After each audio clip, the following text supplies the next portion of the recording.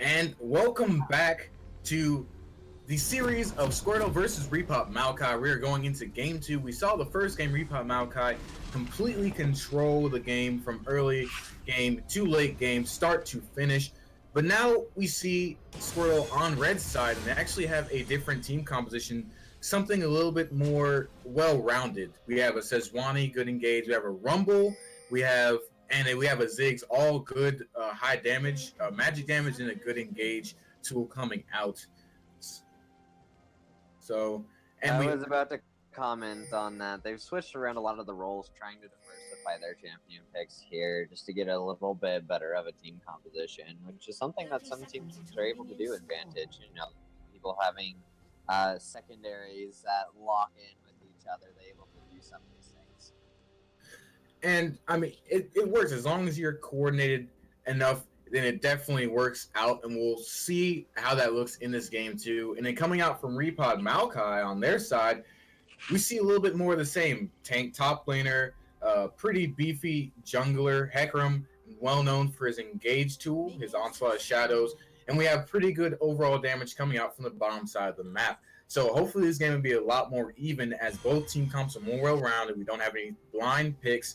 Tell me, Sticks, what does Squirrel have to do to win this game? Their team composition, it looks pretty good so far. They again have a team fighting composition. They like to go back and work as a 5-man to try and win these fights. They're going to have a lot of AoE. They're going to have a lot of... They're going to have a lot of ability to engage with this Sejuani and this Rumble. Have some heal for the Ezreal with the Karma.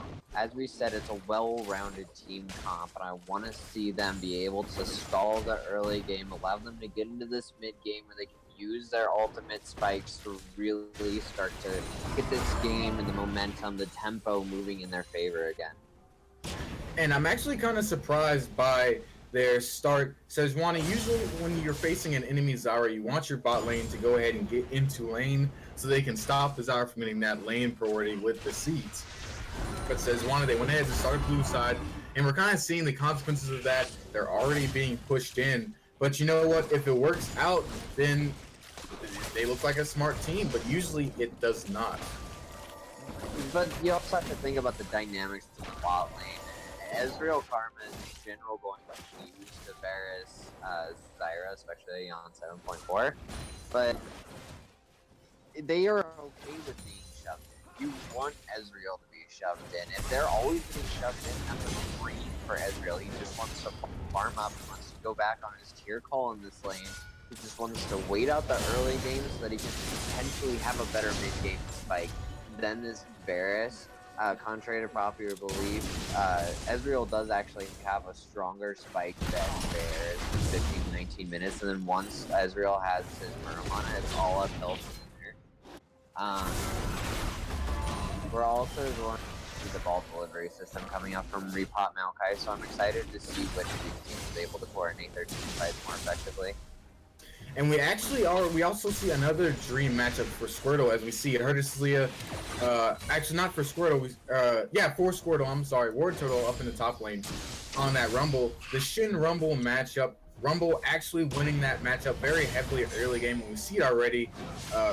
Hertislia already super low right now, being pressured in, and we'll see what Repot Maokai can do to relieve that pressure.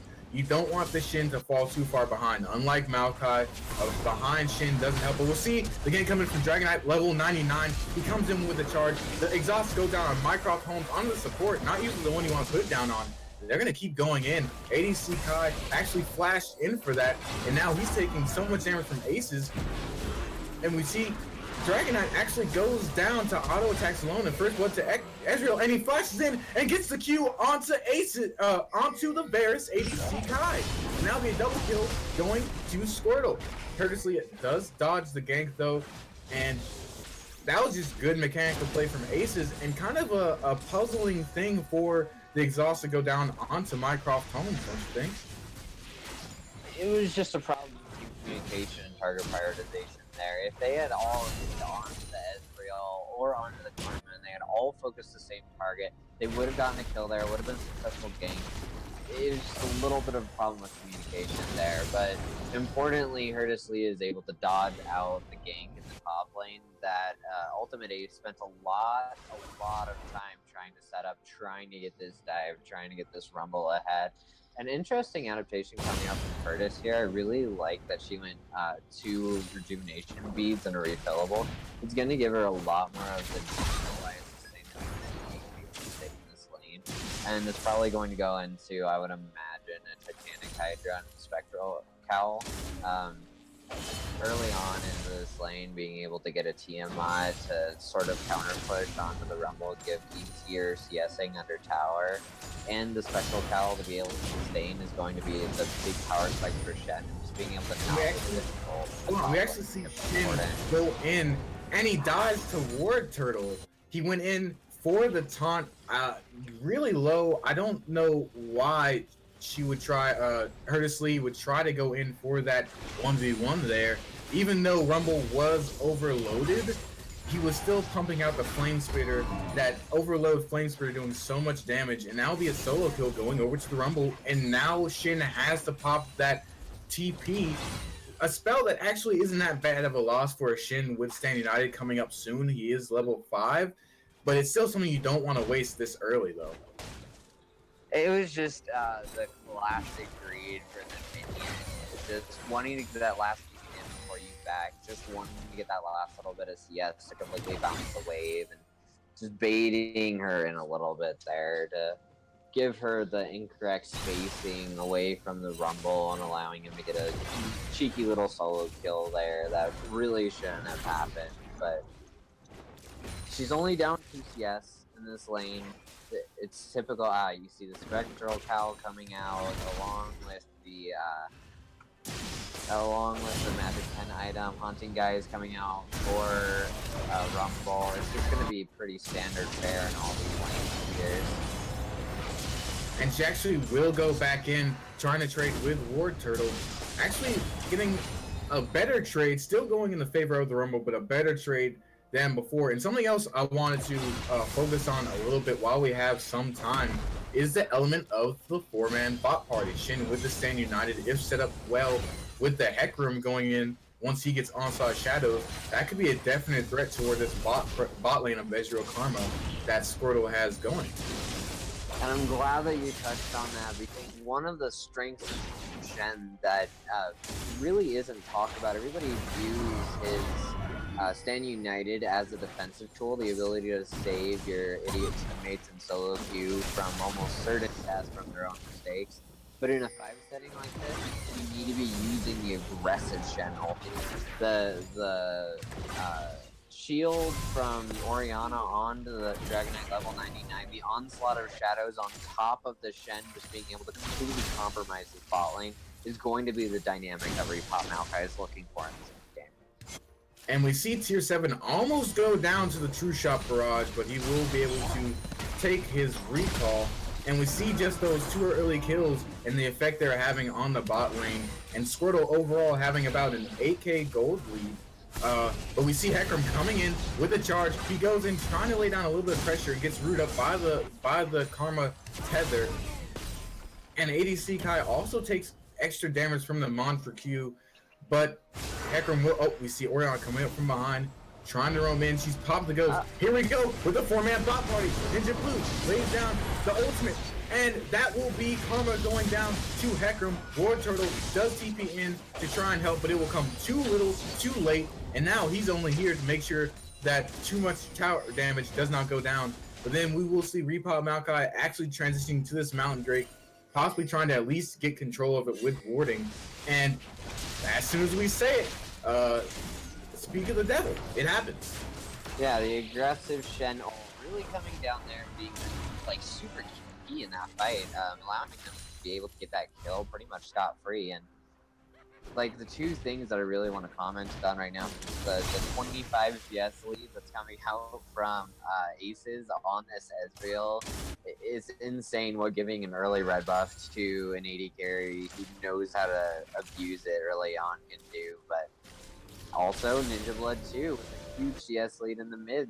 He's been a huge player in that last game on that Echo.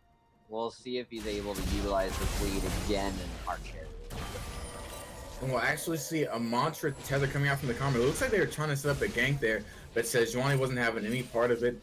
She's still sitting. Hopefully it wasn't a disconnect. Actually, she flashes in and tries to get the ultimate down, but Zyra Stranglethorns will come out in response. ADC Kai laying down some damage. The True Shot Barrage comes out from Aces to try and stave off any more damage, and that seemed like, I don't know if we can call it miscommunication or a disconnect or what, but that is a flash coming out from Ultimate Ace, also an ultimate, and now bot lane once again at least missing 2 out of its 4 sums. I do not think that that was a communication error. I think that that could be attributed to a small mechanical error. Notice that Ultimate Ace flashed and then Q. This is just something that is able to cancel your animations. If you press Q on Sejuani and then you flash on top of somebody, it's going to apply the effect of the knockup. And I think that if he had simply done that, they would have been able to get that kill onto Zyra there, or at least force a flash. And we see Curtis having her own flash forced. The equalizer was laid down from the Rumble, trying to get that 1v1 kill, and Shin will get pushed out of lane once again. He'll probably have to burn that TP to actually get back into lane, which once again, we see the X bomb come out, but it does not land. He was able to TP back in time. We'll actually see Shin try and TP behind the Rumble, trying to play this cheeky, waiting for Rumble to try and use that blast cone to get back to lane. But Wartortle will try and back. He's actually stuck in a pretty bad position. Oh, but good play. He actually waited it out. He waited until Hurtis came around the corner, using the blast cone to get out. But then he gets hit with a taunt, and Wartortle is taking a lot of the damage from Hurtis Leah. But he'll still get out anyways. He's taking a lot of damage from that TMI. From Did I call the accusation, or did I call but the chain of coach will come out, and the onslaught shouts, and Ace get caught in lane 3v1. Why was he still there without Karma? And now be a free kill going to Repot Maokai, and we should see them transition to this Mountain Drake soon, at least get control. Ninja 2 actually gets the Stand United from Hurtis to protect him from the Karma, probably fearing a Ziggs Karma 2v1, and also being able to apply more pressure to this mid lane. Ultimate Ace coming in from the side is not able to land the knockup stun, but he does land the ultimate. Oh, but the shockwave gets to Hurtis Leah, taking a lot of damage. Will she be able to get out? The taunt lands. Stranglethorns comes out from Karma, not Karma, Zyra, and that will save Ninja. And oh my goodness, the two-shot barrage comes through and kills Ninja. Blue team moves to get the dragon. Equalizer is laid down by Wartortle. That should be tier 7 going down. Will they continue the chase? I don't believe so. They should not. And ADC Kai will make it back to turret, and that'll be 2 going down for Repot Maokai, for Dragon, and probably a turret in mid lane as well. So many interesting dynamics coming out in that fight with Squirtle's like they use their defining spells to really take over that fight, but Ace with the amazing snipe at the start of that, just being able to set it up. But something that's important to mention is the zoning ability of Zyra's ulti, being able to delay that fight, even though it didn't matter. The Stranglethorns being able to try and disengage from that mid lane position forced Aces to have to make a play there. And just overall, really good play by Squirtle there, but not getting the dragon. I feel like that could have just been a little bit better communicated, a little bit better reaction time, but overall, really positive play. Exactly. I do not think it's worth Repot Maokai. Yeah, they got the Mountain Drake, but they also traded 2 kills and 2 towers for it. The ultimate comes out from Ziggs just to clear the way to stop their own tower from going down. And now we see Squirtle with a 2k gold lead going into this mid game, about to hit the 15-minute mark. Repot Maokai in a position that we haven't seen them in actually this entire series, which is behind. Even though it's a little bit, they're still behind somewhat, which is, I don't want to say surprising, I don't want to sound biased, but the way they played in the first game, it looked like at least they'd come out even by this point. And this is one of the reasons that I wanted to touch on the good points of Squirtle in the first game. Repot Maokai has this level, you should be able to close out games. You should be able to win the games that you're ahead in, that you have such a decisive factor as the Echo. Oh, hold on. We see Dragon Knight level 99 going with a charge, and Morto will go down to the 3-man gank from Repot Maokai, and that's the response that we were looking for from them. It looks like they will go onto this top lane turret and try and take it out. Let's see if they can take it. Ultimate Ace is waiting in the wings, looking for an opportunity to stop them from taking it. But it looks like just the tower alone clearing minions will stop them for now. And the response was kind of expected. I don't know if there was much War Turtle could have done there. Well, you just see Repot Maokai's ability to play this macro game a little bit more efficiently. One of the things that a lot of teams don't really consider is the fact that taking down a tower actually gives the whatever lane the tower goes down the ability to roam for a little while as the waves push in. So you see Aces and Mycroft spending their time bot lane trying to get this wave shoved in, and ADC Kai's just able to roam. Not that he was that impactful in the actual gank that started that play, but it is important to notice his positioning there, his ability to roam, because that could come into play moving forward in the game. And we see a little bit of trading going off there between the two junglers. Nothing much coming out of it, but we will see Squirtle actually pushing mid as for while this Rumble stays in top lane. And I think the one thing that Repot Maokai would have wished out of that gank in top lane was that the kill went onto the Bears. He is 0-1-2. He's really very behind in lane. Just the CS between him and Ezreal is monumental, and he only has a serrated Dirk and Caulfield's Hammer, while Ezreal has two completed items on him. Actually, it has the Iceborne Gauntlet and the Manamune. So I think that they would have liked it to go onto Ace Kai or ADC Kai, but no dice there. But you also have to recognize the rotation here. They're sending Leah into the bot lane now that they have a little bit of pressure top. They're trying to funnel those resources top into ADC Kai, allowing him to get a little bit of time in the solo lane where he's not just pressured in the tower. But they're just going to be able to send Butter Freelo up here and be able to use the insane tower pushing to just force down this tower now. We see TP come out from Leah. Possibly at least trying to release some of that pressure. I don't know about engage, trying to release pressure. We see Ninja Blood up here as well. We actually saw before this happened, Varus had to waste his flash to dodge the Ziggs ultimate and then almost got sniped by Ace's True Shot Barrage, lived with a sliver of health, about 25 left, I believe. So now that's a crucial flash on this Varus. And tier 7 also taking a lot of damage. They're spending a lot of time trying to defend this tower. A lot of damage taken, trying to stop them from taking this third tier 1. We'll see 4 members from Repot Maokai in the top lane. I think Hecarim is sort of waiting for the right time to initiate this gank. And here he comes. Courtesy tried to land a flash taunt and will miss. Aces comes from the onslaught shadows. Does hit Aces in the back. But will they get a kill? That should be Mycroft Holmes going down. Dragon Knight, level 99, almost going down to the Ezreal as well, just off of the cubes alone. And Ezreal will actually go forward for Aces. Aces goes down to ADC Kai. He tried to go in. Shutdown there for them. ADC Kai has been playing extremely well in there. They used to get a lot back. And we actually see source of damage. We actually heard Leah probably gonna go down as well. Took a lot of the equalizer and stood under tower 2v1 instead of backing off with Varus. Varus couldn't really follow up with her at the time. And what you thought could have been a positive play just gets turned around by Squirtle. Just a little bit of an overstep there, being a little bit overconfident, trying to force down that low health there. There's just no reason to step up there with no actual vision control in the river. No real way to force them to not just all in you under the tower there. And you see Repot Maokai was finally able to gain an advantage. They punished Ace's Ezreal for his greed, trying to kill tier 7, but then they go ahead and give a kill right back, and now things are almost just back to where they were. The gold league, yes, is back down to 1,000, but Squirtle still has pretty good control of this map, and they're looking to take this Cloud Drake.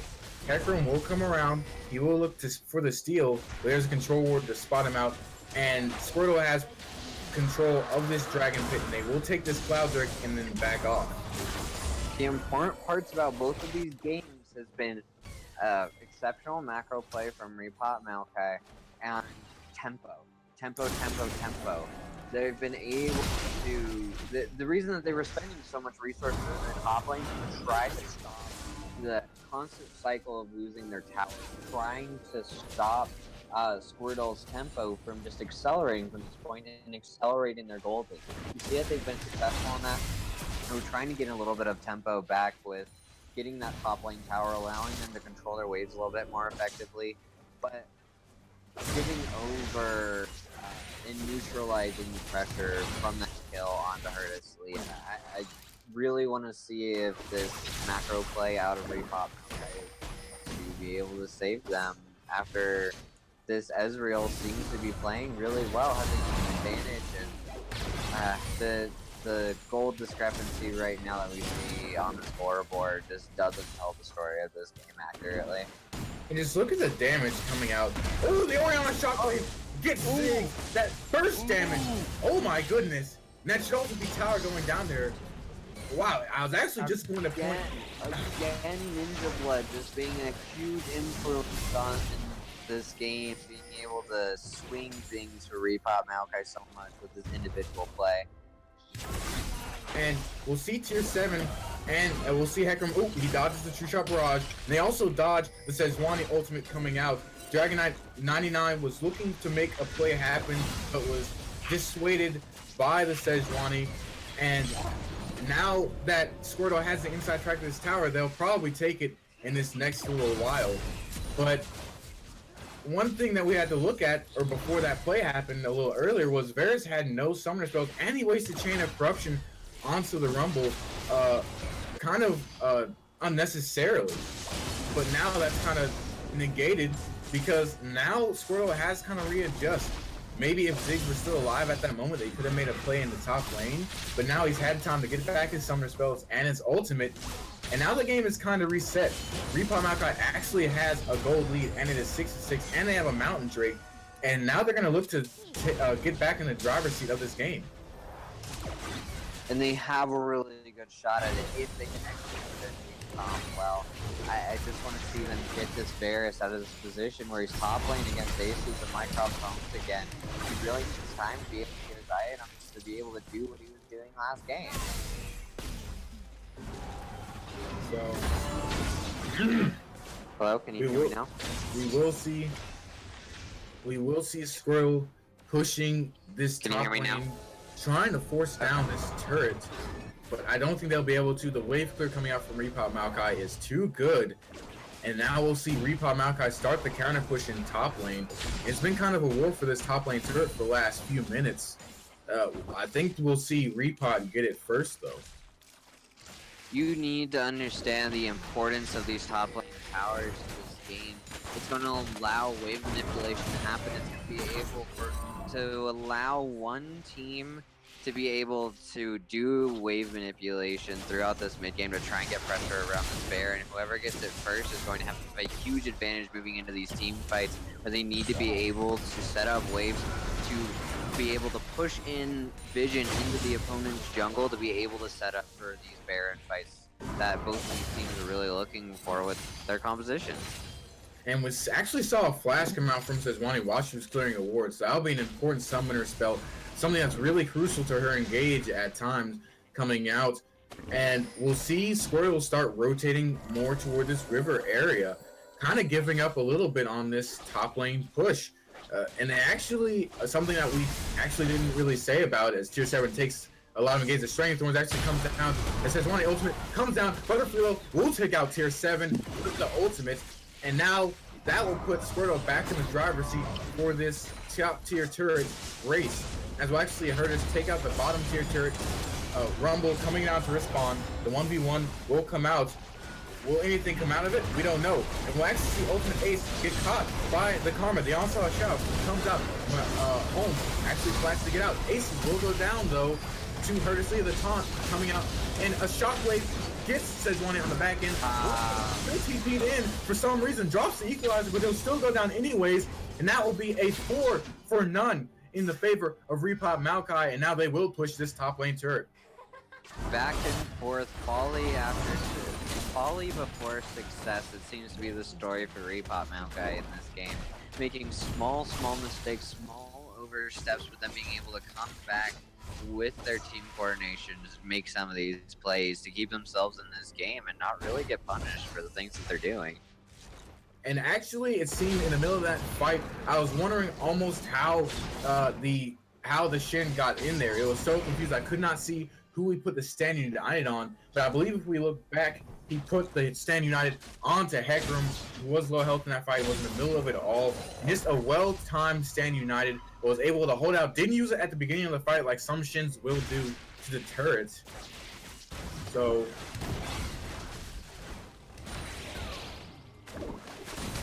and just the ball delivery system coming out there during that team fight, but something that's important to recognize is that while Shen the Stand United is the channel, Squirtle really doesn't have a good way to stop it. Maybe a satchel charge, maybe a set 1-2, but none of the champions on the team is actually able to stop him from ulting once he started channeling. It's a huge deal during these team fights where you have to stop the reposition.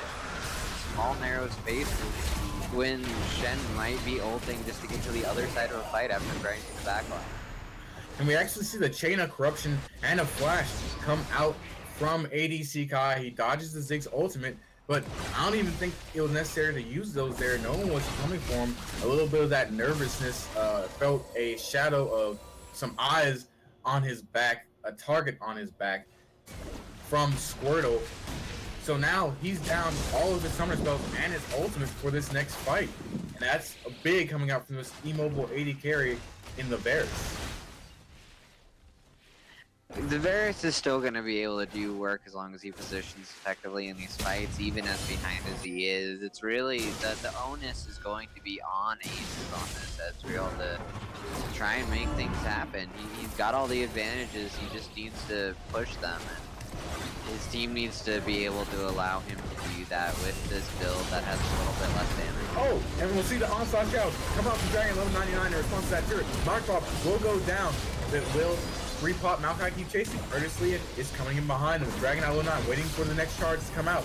And he will charge onto the Sejuani, but I think the chase will stall out here. They won't be able to catch Aces, the other members on his team, a little bit too mobile to be caught. Wartortle is also now here with that equalizer in play, and Repot Maokai will back off. They lose the turret, but they get its kill in response. Decisive move coming out from Repot Maokai. This has really been their strength throughout these two games, is just making these clutch decisions as a team to try and force out plays and really getting them kills and being very, very positive for them. Their ability to just call out and work with each other as a 5s unit is really apparent here. And I think that we can see here, as we also see Zizra coming out top lane, laying down pressure in the top lane for Squirtle to deal with. This game is going at a much faster pace than the last game, a lot more chaotic, both teams going back and forth. I think this is what we wanted to see out of Squirtle in the first game, showing that they can compete with Repot Maokai. But now we start to see the Baron Vision dance. Both teams laying vision around that area. It's going to be the next crucial neutral objective to come up. And I think Repot Maokai is in the best position to take it. Well, we'll actually see the onslaught of shadows come out from Dragon Knight level 99. He's going ham by himself. Curiously trying to go in, but he actually dodges with the flash. It is dodges with the flash. And now we'll see Wartortle TP in, trying to allow damage. Curiously could go down any second. The equalizer comes out on the Ninja Flood here. Ziggs isn't with the team, you're right. And now the chain of corruption will come out, trying to help out, but I believe it missed. These two triangles come in, and a shockwave comes in to finish him off, and now it'll be a clean ace coming up from Repot Maokai. What a fight! And now this top lane turret should be theirs, and the Baron as well. They were playing that fight so well, but you can't chase into an Orianna Zyra. You can't walk into a choker within even the Stranglethorn distance away from each other. You're just going to get CC locked and dealt so much AP damage when your team really hasn't had the time to scale into much MR in the early game. And you saw in this team fight where a lot of this is done, both these teams have very good front-to-back team fighting compositions. Squirtle's front line left them. Sejuani went to go and try and finish off Curtis Leah. And now Butterfield will go down trying to stop the Baron as well. But Ultimates went to go try and finish off Curtis Leah and left his backline vulnerable to the String of Thorns Shockwave combo. And what else do you think is going to happen when you do something as heinous and as, I want to say, boneheaded as that? And he just simple solo queue tunneling, I feel. Well, you just have to look at the way that these compositions are supposed to.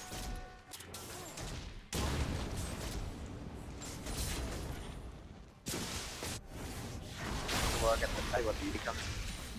Hello? Alright, you have to look at the dynamics of these team compositions. You have a much more burst, quick team fight composition coming out for Squirtle. You want to get that Sejuani ulti, you want to layer care with the Rumble, you just want to get the team fight over decisively. The hits and the champions that are coming out for Repot Maokai tend to favor these long extended team fights much more, with the Shen being able to get multiple shields off, Zyra being able to get multiple rotations, and once they pull you into a position where you're stuck like that, forced into them, they're able to turn around with the Orianna ulti into Zyra, and we need to see a little bit more consistent calls and snap decisions coming out from Squirtle, and I think that they still have a very good shot in this game. Again, they just need to execute, they just need to make a ballsy call and send in the troops, send in the cavalry, go all in. You know, I think that that's where they're going to be able to come back if they're going. I agree, and now we're gonna see this game slow down a little bit. And I want to ask you, Styx, you being the more knowledgeable person out of these two, I'm just paid to be the pretty face and talk. What is the perfect fight for Squirtle? What do they need to do to get the perfect sequence of ultimates off so that they can actually win a fight? We need to see a Q flash come out from Sejuani onto one of the squishies and ult going on to T-Side coming out. We'll actually see the onslaught shots coming from Dragon Knight and a Standing Knight coming out as well. But that'll be actually more of Repot Maokai backing up. And you see the flash come out of Ziggs trying to dodge the shockwave. The equalizer is thrown down as well. And both teams just trading ultimates back and forth, trading damage, but nobody's going down. We will see no kills go through for either side as Repot Maokai is forced to back off. They were just trying to get pressure to get the dragon, but going back to the past question, you notice that the Zyra and Ferris are standing very close to each other for the kill. If Sejuani can manage to get an ulti onto both of those champions with a layered Rumble ulti with a Ziggs ult on top, and then have the Ezreal peel for himself with that Iceborne Gauntlet getting away from the Shen, and the Hecarim with Karma supporting him, it should just be a one team fight. There shouldn't be much risk as long as they play it correctly and you burst effectively. That's really the key for them, is to burst down one of these carries, either on Ninja Blood or ADC Kai, to get these fights over with before they even begin. And once again, we will take stock. All teams except for Curtis Lee, both, not all teams, actually, Repot Maokai have 4 of their ultimates up. ADC Kai does have a summoner spell down. His heal is down. There are 5 Barons, or were 5 Barons in play. It has worn off now, and it looks like it will be another 4-1 push coming out for Squirtle. The True Shot Barrage is down. Not really that important as far as team fighting wise. More importantly, Sejuani's ultimate is about to come back up, and they will have all the ults they need to win a team fight. Now it's just the waiting game.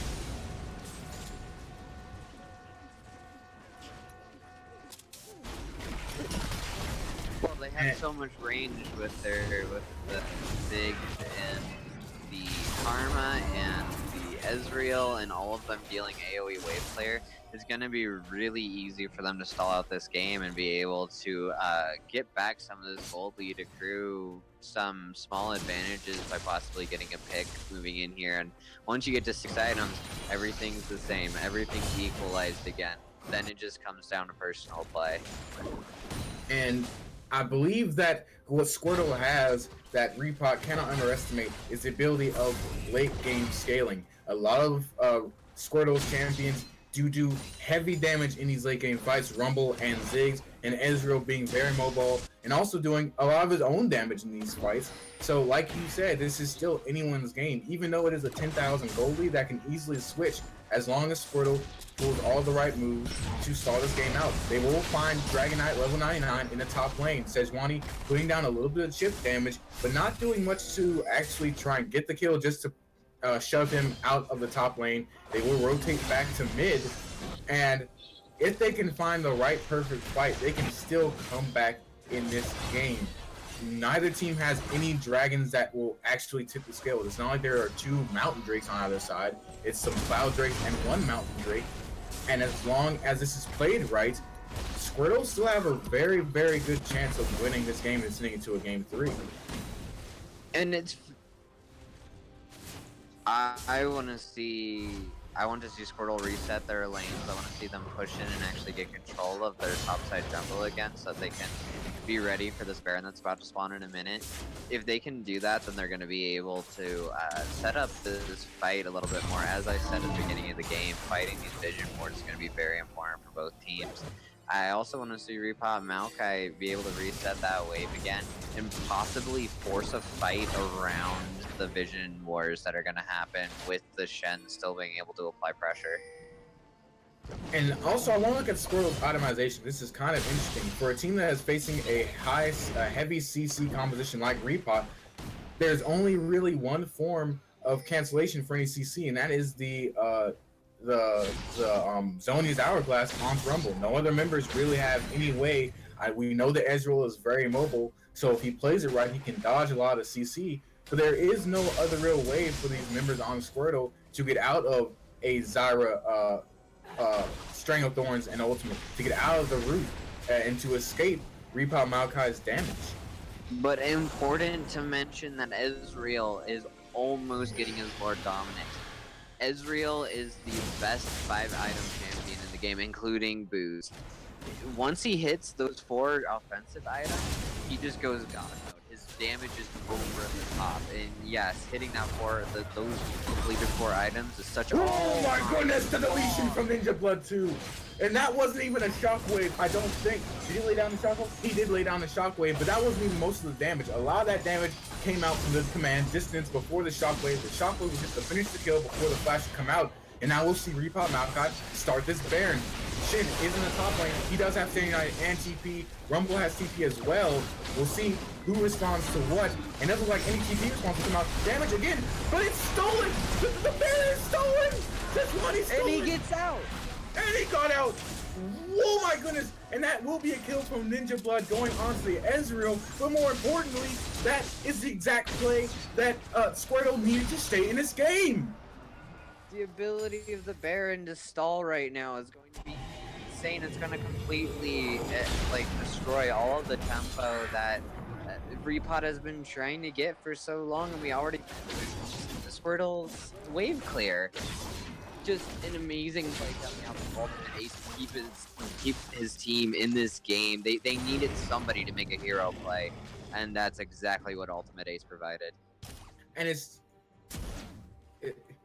not exactly like the death terms long enough to where a death on the Ezreal was actually impactful. That's a perfectly acceptable trade for Squirtle. And this Ezreal is already big enough. He's Flame Horizon the Varus.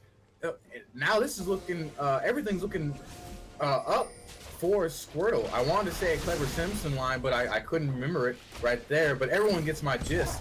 Ultimate Ace will actually go in, look for tier 7, get the flash out from the Zyra, and now we'll start this Elder Dragon dance, which, in my opinion, Squirtle should win by all accounts.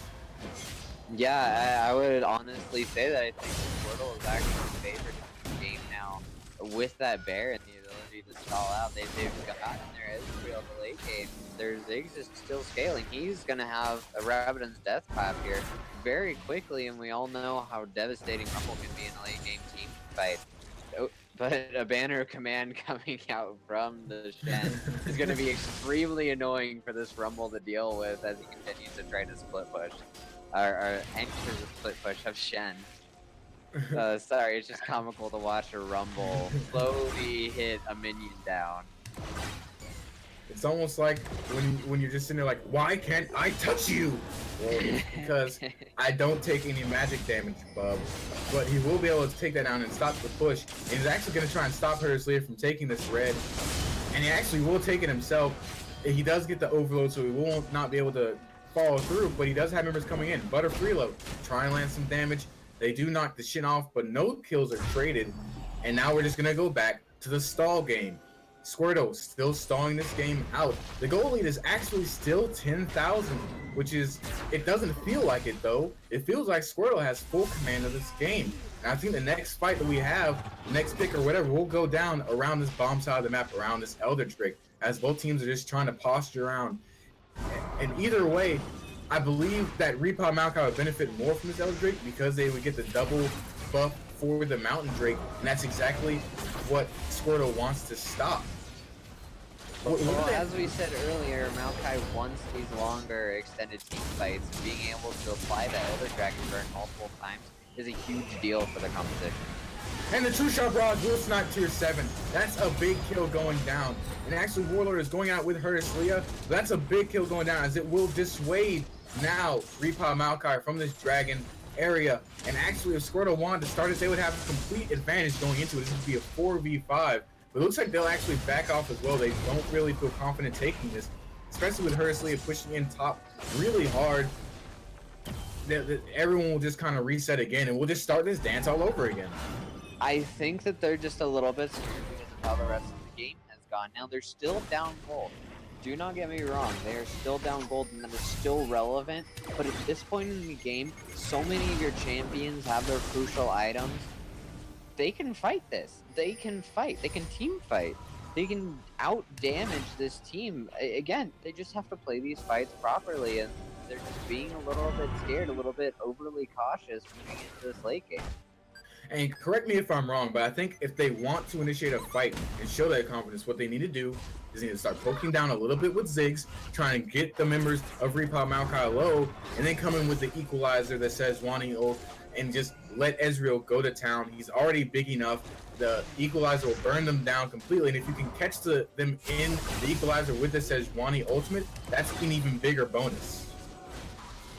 Yes, of course. And we've been talking about these team fight dynamics nearly to death, but it is essentially the most important part of these games. It's just who is able to utilize these tools effectively, the things that they pick for, the things that they want to do. And again, we see a banner of command coming down that's going to keep Ward Turtle very occupied for quite a while. Those autos slowly chunking it down. I wish, like, he's having a 1v7 one single minute, and it's 43 damage. We did it. It's going down slowly, and now it looks like Repot Maokai actually want to start this Elder Drake, and they will. Shin does have Standing Iron and TP coming in. The True Shot Barrage will land on Memory, and the Ziggs bomb. Oh my goodness. And Sejuani coming in, the Standing Iron is coming in on tier 7. The onside shot going on the back line, but Butterfield will take down Karma on the backside. The redemptions are being popped. The TP coming in from the Shin, but Repot Maokai is already backed off, and it looks like Oriana will actually go down the backside. The Shockwave is put down, almost gets Sejuani, but not able to finish it, and it looks like Squirtle wants to keep going. Persia getting caught out, slowly being whittled down. Slowly but surely, they're going for Curtis. The Iceborne Gauntlet slowing her down, but she will get out. Varus having to back off as well. Now be Elder Drake going over to Squirtle.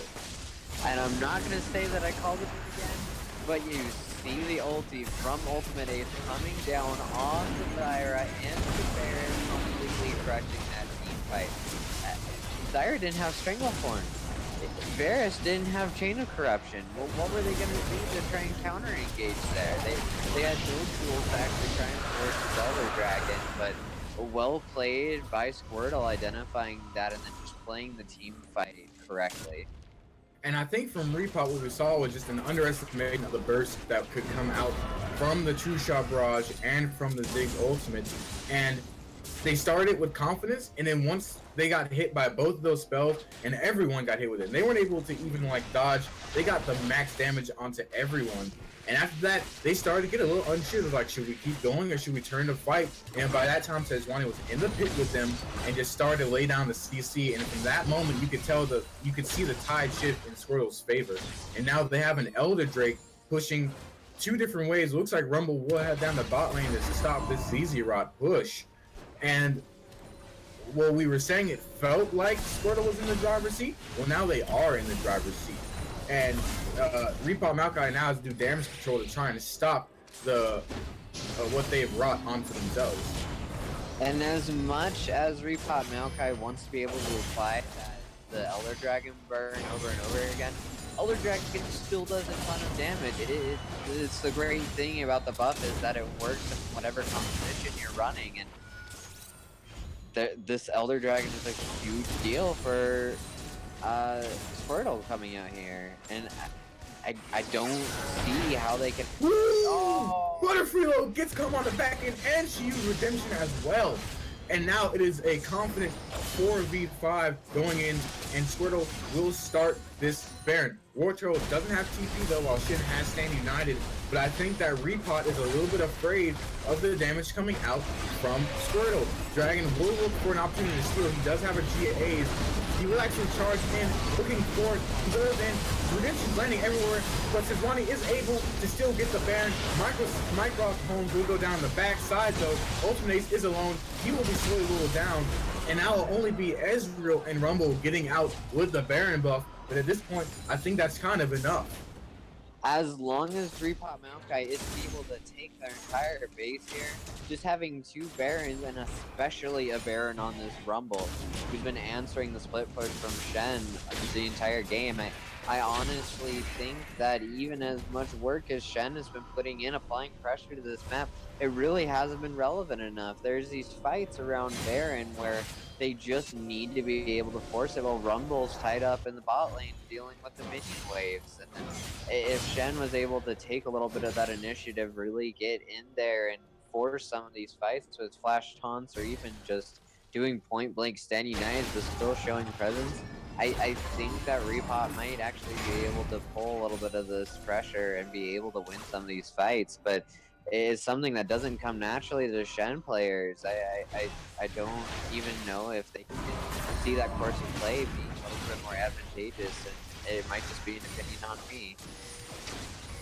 And I mean, we even saw, I mean, they still have all the tools to win fights. They have the Hecarim engage with the Stand United and the ball on them. And even that fight, they still won the fight, but the ultimate goal, the true goal, wasn't attained of either stealing the Baron or at least wiping the team clear of all or most of the Barons. And they still came out with two and one on the most important member, like you said, answering that split push Rumble. And they can still obtain their goal of being able to 4-1 split push and slowly try and go for one of Repot Maokai's inhibitor turrets. And here you see everybody using their 6 items spikes. Six still has 5 items, and Orianna is very close to finishing her 6, but we're in late game, boys and girls. Like, this is the point where it's anybody's game. It is completely up to them at this point. I'm very excited to see how the rest of this game turns out. Extremely, and I actually think that in late game team fights right now, in prolonged team fights, as long as Repot Maokai is not able to land the extreme burst of the Orianna ball plus the Hecarim onslaught of shadows, that Squirtle wins these late game team fights because they have so much sustained long-term damage coming out from the equalizer, the Ziggs being able to throw out bombs off cooldown, and then the Ezreal as well, and also this turret taking ability coming out from the Ziggs with the passive from his satchel charge. Oh, we see the taunt blast coming in onto War Turtle. The equalizer is dropped. He actually zoned it, and that would be a kill, a shutdown kill coming on the Ziggs. Thursday actually gets War Turtle on the back end, and will still continue to keep going. Dragonite 1199 getting cut out, and they will kill a member in the back. Who is that? Hersley. They won't kill her. She's actually going to get out, and that will be the Hecarim's GA being popped as well. And will he go down? I believe he should The Mantra Q from Karma taking him out. And that will be a 2-for-1 in favor of Team Squirtle. And Herzlia goes back in trying to stall, but not being able to stall long enough, and she will go down as well. That's a killing spree for this Ezreal, and that should be an inhibitor for them as well. I don't think that they can stop this push. I mean, Oriana's about to seconds. The Barons have actually fallen off, but I don't know if they actually have the wave clear to deal with this. You see Tier 7 almost going down. Oh my gosh, that Karma's actually doing quite a bit of damage in the late game now, but I think that this might be the game for Squirtle. And we even saw the Chain of Corruption trying to desperately stall out. Oh, ADC Kai does snipe Karma on the back end. That will actually end the push, unfortunately. And we see the flash come out from Ninja Blood. He is trying to chase down Butterfree on the Oriana. He will get the kill on the Butterfree with the command Dissonance on the back end. Tried to Shockwave as well to catch that point, but he will not. And you're right, I believe if it was not for that Karma kill on the back end, that they would not be able to stall. You saw the Chain Corruption coming out from Varus, trying to desperately keep this team alive, and he was able to do so. But now Squirtle is in clear command of this game with an inhibitor turret down in the top lane. Just get to barely see the best backing animation in the game there on the Ezreal. But I think that it's looking up for Squirtle being able to apply that much pressure. They're going to be able to just very cleanly fall into a 4-1 split here. Pushing in the bot lane, allowing the Rumble to just clear the lane, keeping him away from that Shen, very importantly. And it's going to be, the onus is going to be on Repot Maokai to force a tower while they're a 4-man unit, or force a fight rather, while they're a 4-man unit. And to be honest, we've said that the late game tools are really in the favor of Squirtle, and I believe that. I think it's going to take a little bit of miscommunication, a little bit of misplay, and a really forced fight out of Repot Maokai to be able to take back this game. Exactly. I don't know if that Ezreal backing animation is the best one, but it's definitely in the top 5. I'll give you that one. It's in the top 5. So, and right now we see, and a lot of the members of Squirtle have the survivability to live through the Shockwave. We see Ezreal with the Guardian's Angel. We have a Redemption in play, as well as a Locket and a Mikhail. So they're going to be able to survive a lot of this magic damage. And the Chain of Corruption does come out on the Ward Turtle. The onslaught shouts as well. The Equalize comes down though, and the Tony just popped. That will be a dead Zyra coming out for Squirtle. Dragon level 99 will go down next as well. Oriana looking to go down third. Courteously trying to hold off, but she will be the 4th member down. And now they're just looking for the 5th. Varus is already backed up though. Now be another turret, and they could actually try and push for the end, and I think they will. Remember, people, fire type is super effective against grass type. that Pokemon chain of logic coming out there, and it definitely it's Squirtle, isn't it? I mean, yep. Yep.